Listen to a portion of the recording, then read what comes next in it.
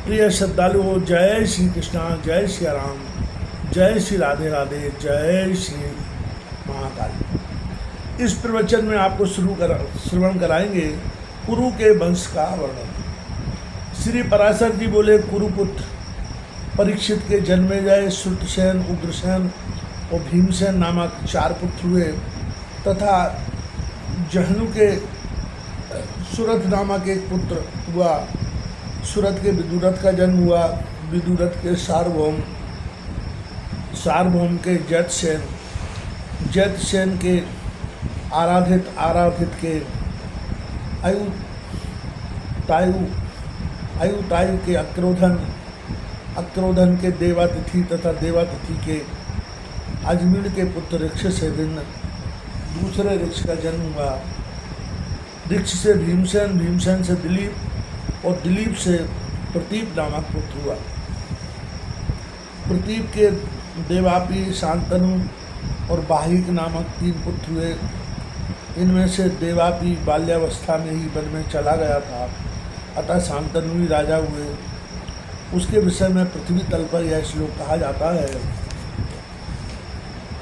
राजा शांतनु जिसको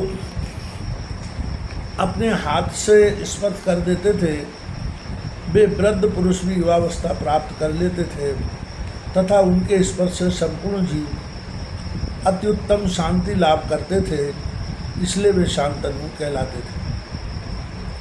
एक बार महाराज शांतनु के राज्य में 12 वर्ष तक वर्षा न हुई। उस समय संपूर्ण देश को नष्ट होता देखकर राजा ने विप्रों से पूछा, हमारे राज्य में वर्षा क्यों नहीं हुई? इसमें मेरा क्या अपराध है? तब विप्रों ने उससे कहा, यह राज्य तुम्हारे बड़े भाई का है, किंतु इसे तुम भोग रहे हो, इसलिए तुम परिवेत्ता हो। उनके ऐसा कहने पर राजा शांतनु ने उनसे फिर पूछा, तो इस संबंध में मुझे अब क्या करना चाहिए? इस पर वे विप्र फिर बोले, जब तक तुम्हारा बड़ा भाई देवापी किसी प्रकार पतित न हो, तब तक यह राज्य उसी के योग्य है, अतः तुम इसे उसी को दे डालो, तुम्हारा इससे कोई प्रयोजन नहीं।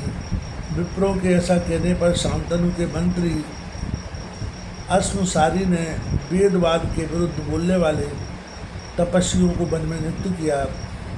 उन्होंने अतिशय सरलमती राजकुमार देवापी की बुद्धि को वेदवाद के विरुद्ध मार्ग में प्रवृत्त कर दिया। उधर राजा शांतनु विप्रों के कथनानुसार दुख और शोकयुक्त होकर विप्रों को आगे कर अपने बड़े भाई को राज्य देने के लिए वन में गए। वन में पहुंचने पर वे ब्राह्मण गण परम विनीत राजकुमार देवापी के आश्रम पर उपस्थित हुए और उससे ज्येष्ठ भ्राता को राज्य करना चाहिए, इस अर्थ के समर्थक अनेक वेदानुकूल वाक्य कहने लगे। किंतु उस समय देवापी ने वेदवाद के विरुद्ध नाना प्रकार की युक्तियों से दूषित बातें की। तब तक उन विप्रों ने शांतनु से कहा, हे राजन, चलो अब यहाँ अधिक आग्रह करने की आवश्यकता नहीं है। अब अनावृष्टि का दोष शांत हो गया। अनादिकाल से पूजित वेद वाक्य में दोष बतलाने के कारण देवापी पतित हो गया है। ज्येष्ठ भ्राता के पतित हो जाने से अब तुम परिवेत्ता नहीं रहे। उनके ऐसा कहने पर शांतनु अपनी राजधानी को चले आए और राज्य शासन करने लगे। वेदवाद के विरुद्ध वचन बोलने के कारण देवापी के पतित हो जाने से बड़े भाई के रहते हुए भी संपूर्ण धान्यों की उत्पत्ति के लिए पर्जन्य देव मेघ बरसने लगे। बाहिक के सोमदत्त नामक पुत्र हुआ तथा सोमदत्त के भूरिश्रवा और शल्य नामक 3 पुत्र हुए। शांतनु के गंगा जी से अतिशय कीर्तिमान तथा संपूर्ण शास्त्रों का जानने वाला भीष्म नामक पुत्र हुआ। शांतनु ने सत्यवती से चित्रांगद और विचित्रवीर नामक 2 पुत्र और भी उत्पन्न किए। उनमें से चित्रांगद को तो बाल्यावस्था में ही चित्रांगद नामक गंधर्व ने युद्ध में मार डाला। विचित्रवीर ने काशीराज की पुत्री अंबिका और अंबालिका से विवाह किया।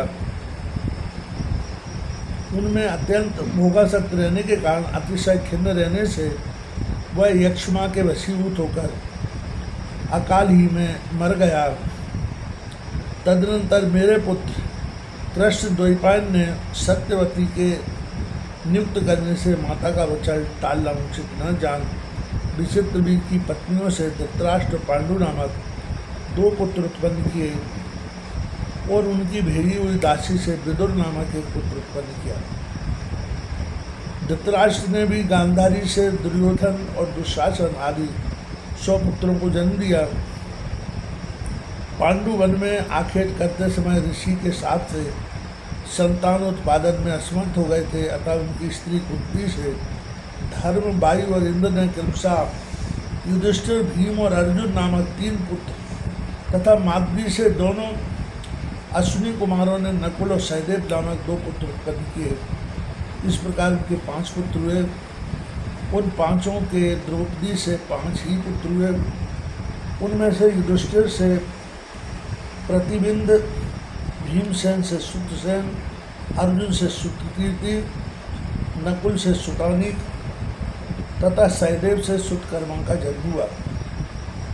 इनके अतिरिक्त पांडवों के और भी कई पुत्र हुए, जैसे युधिष्ठिर से योधेयी के देवक नामक पुत्र हुआ, भीमसेन से हिडिंबा के घटोत्कच और काशी से सर्वग नामक पुत्र हुआ, सहदेव से विजया के सूत्र का जन्म हुआ, नकुल ने रेणुमति से निर्मित्र को उत्पन्न किया, अर्जुन के नांग कन्या उलूपी से पिरामा नामक पुत्र हुआ, मणिपुर नरेश की पुत्री से अर्जुन ने पुत्री का धर्मानुसार बब्रुवाहन नामक एक पुत्र उत्पन्न किया तथा उसके सुभद्रा से अभिमन्यु का जन्म हुआ, जो कि बाल्यावस्था में ही बड़ा बल पराक्रम संपन्न तथा अपने संपूर्ण शत्रुओं को जीतने वाला था। तदनंतर कुरुकुल के क्षीण हो जाने पर जो अश्वत्थामा के प्रहार किए हुए ब्रह्मास्त्र द्वारा गर्भ में ही भस्मीभूत हो चुका था, किंतु फिर उन्होंने अपनी इच्छा से ही मानव माया देह धारण किया है। उन सकल सुरासुर वंदित चरणारविंद श्री कृष्णचंद्र के प्रभाव से पुनः जीवित हो गया। उस परीक्षित ने अभिमन्यु के द्वारा उत्तरा के गर्भ से जन्म लिया, जो कि इस समय इस प्रकार धर्मपूर्वक संपूर्ण भूमंडल का शासन कर रहा है कि जिससे भविष्य में भी उसकी संपत्ति क्षीण न हो।